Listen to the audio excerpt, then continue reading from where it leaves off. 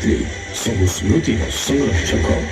ହଜାର ହଜାର ବର୍ଷରୁ ମୁଁ ଦେଖି ଆସୁଛି ଆଜି ଏହି ପବିତ୍ର ଭୂମିରେ ଛିଡ଼ା ହୋଇ ଆପଣଙ୍କୁ ଏକ ଏମିତି କାହାଣୀ ଶୁଣାଇବାକୁ ଆସିଛି ଯାହା କାଳର ମହାସାଗରରେ ଲୁଚି ରହିଛି। ଏ କାହାଣୀ ହେଉଛି ବାଲିଯାତ୍ରାର। ଏହି ଭୂମିକୁ ଆପଣ ଓଡ଼ିଶା ନାମରେ ଜାଣିଛନ୍ତି, କିନ୍ତୁ ମୋ ପାଇଁ ଏହା କଳିଙ୍ଗ। ସେହି କଳିଙ୍ଗ ଯିଏ କେବେ ଏହି ଉପମହାଦ୍ୱୀପର ଗୌରବ ଥିଲା। ସମୁଦ୍ରର ରାଜା, ସାହସୀ ଯାତ୍ରୀ, ଅନ୍ୱେଷଣକାରୀ ଆଉ ବ୍ୟବସାୟୀଙ୍କ ଘର ଥିଲା। କୁହାଯାଏ ଗୋଟିଏ ସମୟ ଥିଲା ଯେତେବେଳେ କଳିଙ୍ଗର ସାମୁଦ୍ରିକ ବ୍ୟବସାୟୀ ସାଧୁମାନେ ନିଜର ବିଶାଳ ନୌକାରେ ବସି ମହାସାଗର ଆଡ଼କୁ ବାହାରୁଥିଲେ। ବୋଇତ କୁହାଯାଉଥିବା ଏହି ନୌକା ସମୁଦ୍ରର ଲହଡ଼ିରେ ପହଁରି ପ୍ରତିବର୍ଷ କାର୍ତ୍ତିକ ପୂର୍ଣ୍ଣିମାର ପବିତ୍ର ରାତ୍ରିରେ